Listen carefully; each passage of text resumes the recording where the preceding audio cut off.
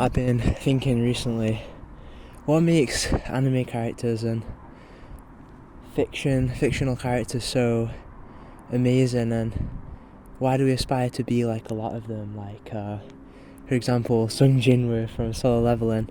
This guy has some beast characteristics.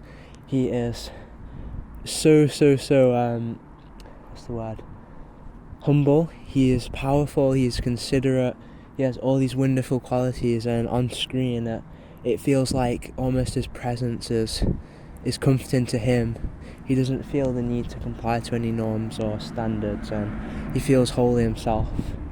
So I think this is the topic that I'm sort of thinking about, is this sense of self and personality and individualism, which I think's quite important to happiness.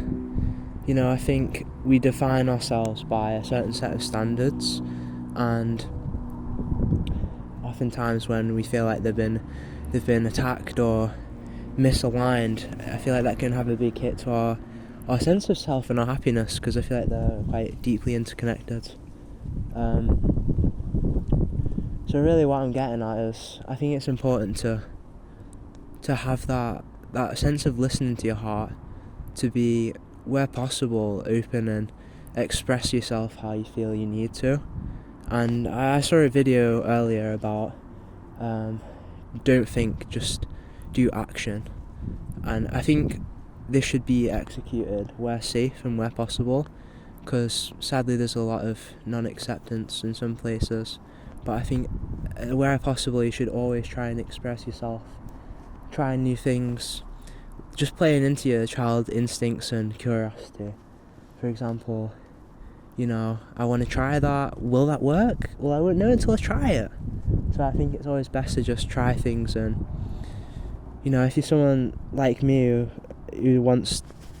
who's sort of ambitious and doesn't really feel satisfied if things aren't going how I want, I think we can dissolve that toxic emotion and sort of metamorphosize it into a need to grow and to experiment and to be a happy, bubbly, energized person, which is quite difficult, because we have these days of ups and downs and not really knowing where we are, who we are anymore.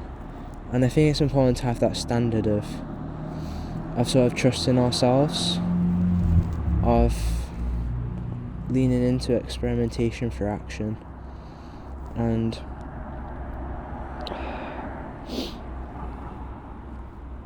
I guess trying to find ourselves. And I've looked into a lot of Buddhism. Well, not a lot, but only a little bit. But in Buddhism, there shouldn't be an inherent self, and I think some of that emotion comes from clinging to that sense of self that really can be interpreted as not there. We have these expectations to what we should be, and we try to hang on to something that is really non-existent.